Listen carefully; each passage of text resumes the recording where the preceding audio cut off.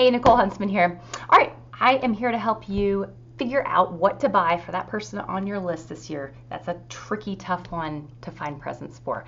So what we're going to do, we are going to take a peek at this person, or maybe it's you, or maybe it's someone maybe it's your whole family. You want to sit down with a notepad and make a list here. Instead of looking at the person's sun sign, we're going to look at their moon sign. So for those of you who are new to astrology, if you're saying, what is a moon sign? Go to astro.com and go to their extended chart selection, and you can create a birth chart for yourself. You just need your birth date, of course, your birth time, and the city. So if you don't have the birth time, that's okay. You can go ahead and put your birth date in with a noon birth time. But because the moon changes signs every about 2.5 days, there's a good chance that your moon, it's possibly you were born on a day it changed signs. So birth certificate time, written time, those are always preferable, okay?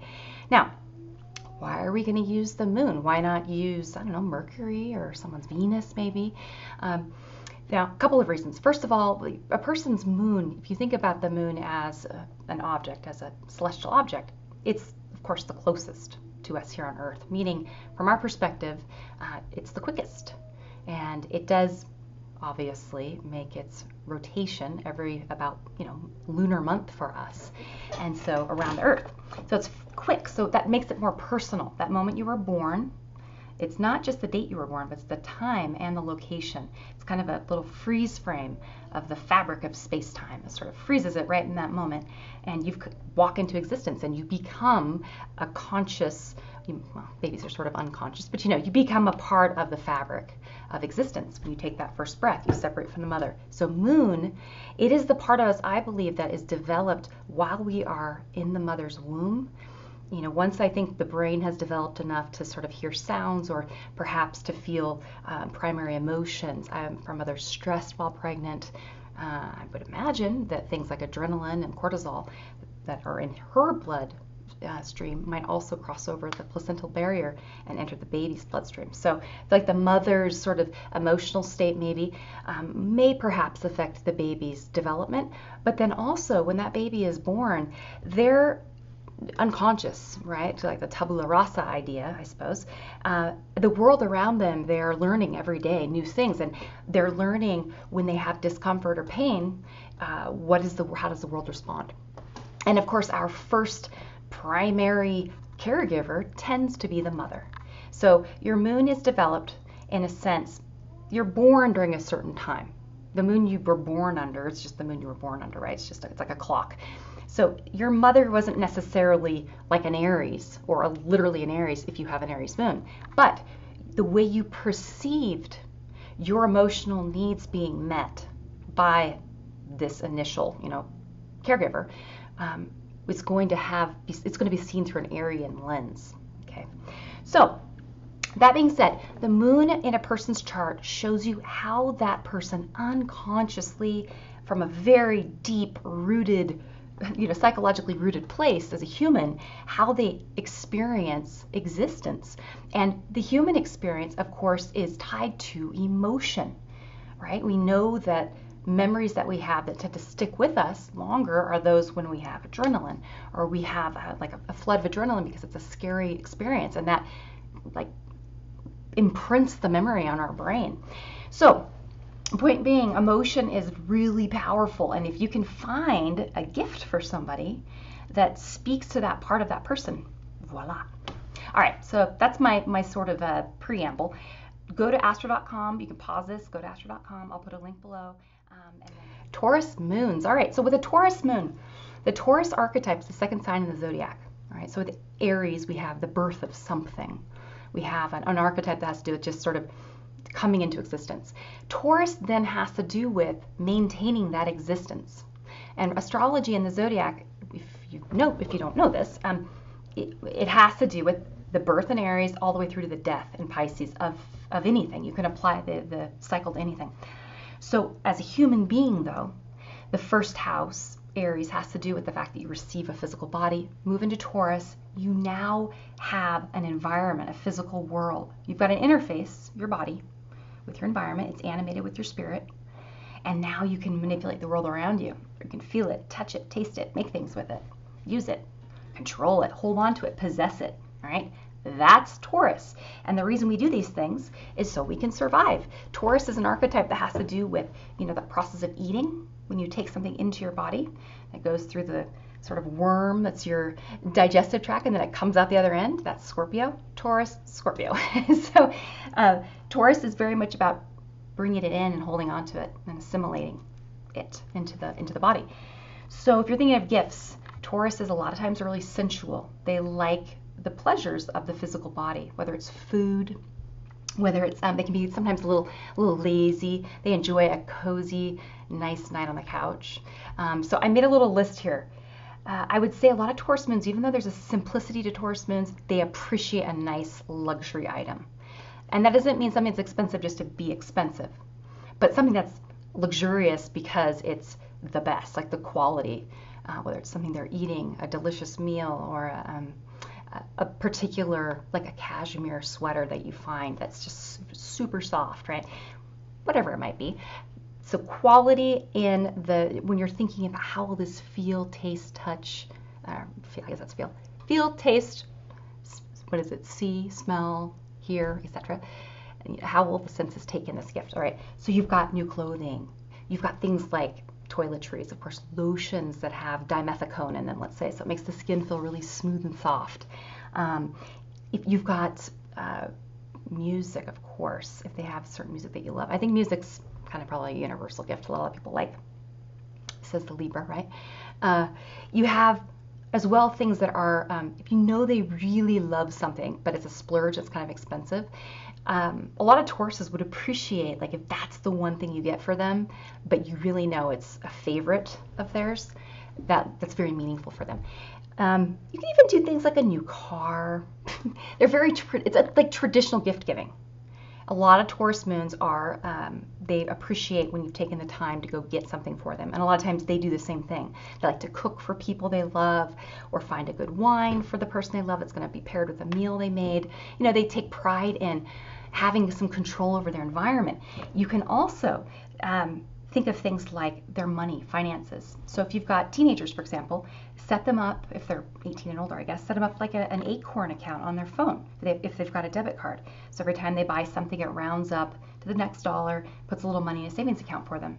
And it's teaching them how to hold on and to save money. Taurus moons tend to naturally be pretty good with money, usually, if they can have enough get up and go to make things happen for themselves in other areas of their chart. So I think that's the money side of things, or any kind of an investment account for someone that you're a guardian of, or someone in your family that's younger, I suppose. Now, as far as kind of more household goods, you've got your things like cozy. Like, remember, it's got to be, instead of having 4 robes that are all pretty good, just get one amazing cozy and incredible robe that your Taurus moon just wants to keep on all weekend, basically.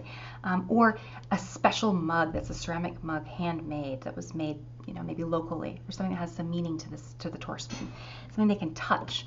A lot of times Taurus moons appreciate taking a pottery class, or they might have a craft or some sort of a skill that they enjoy using. They might dance or do yoga, something with their body, anything that gets them in their environment, gets their feet on the ground, and gives them a chance to kind of. I was dating a guy for a while who's Taurus sun, Taurus moon, and he is he's like, can do anything basically with his house. He can fix anything. So he'd be the kind of person you would, rather than getting him tools, I guess, I'd probably get him something really beautiful to go with the things he builds. You know what I mean? But it's practical, that he can use. Now, Taurus, remember, traditionally was ruled by Venus. So there's this quality to Taurus of being, I don't use Venus as the ruler of Taurus, but there's a quality to Venus of course, in order to create art and to create that which is pleasing and appealing to another person's eyeballs, you've got to manipulate your environment. So Taurus does have to do with crafts and that sort of thing. Another thing, jewelry, of course, but maybe with a particular stone. If this person likes things like crystals and stones, maybe for their home as well, bringing the earth into the house, or maybe even like a water feature for their house to bring some of that watery energy in. Something like I saw online once, this is only in places where this is legal, of course, but I saw online on Pinterest a mug, but it also had like a pipe, so you could smoke your pot and drink your coffee at the same time. I'm like, so if it's legal where you're at, there's that possibility. Tauruses do have a reputation for being pretty mellow. So that might be appreciated. We've got also anything that is for the bedroom or the bathroom. So again, anything that's soft and cozy. And then last but not least, like massages, facials. If you don't have a lot of money and you just are trying to, give them something special, do it yourself. Learn how to give them a massage. Go take a massage class together. That sort of thing. Okay. If you can think of anything else for Taurus, let me know. And also, in fact, I'm just going to stop right here. Pause right here. Okay. So I hope that was helpful for you. And of course, last but not least, for your friend, whatever their moon placement is, astrology reading is always a great way to help a person better understand themselves.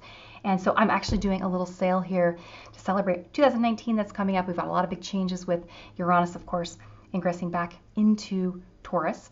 Kind of he popped his head in there this last year. He's kind of hanging out back in Aries right now. But he'll be back in Taurus, and he's not going to go back into Aries again. A lot of big changes this next year for people when it comes to the structure in their world that gives them a sense of security, job security, relationship security, financial security. Lots of themes that if the old way of doing things, that's changing when it comes to how you invest your money or how you buy a house. My good friend was saying she thinks there's going to be a lot more barter and trade and jobs. The job market's going to be shifting, and we've got a global economy that we're all dealing with. Technology shifts and changes. So point being, this next year is a big year. And if you thought that 2018 was a little tricky, me personally, I don't even remember 2018. I'm like, wait, what? Hold on. I still feel like it's January, kind of a crazy year. 2019 has some unique challenges. It's got some beautiful pieces too. Every year there's no good nor bad.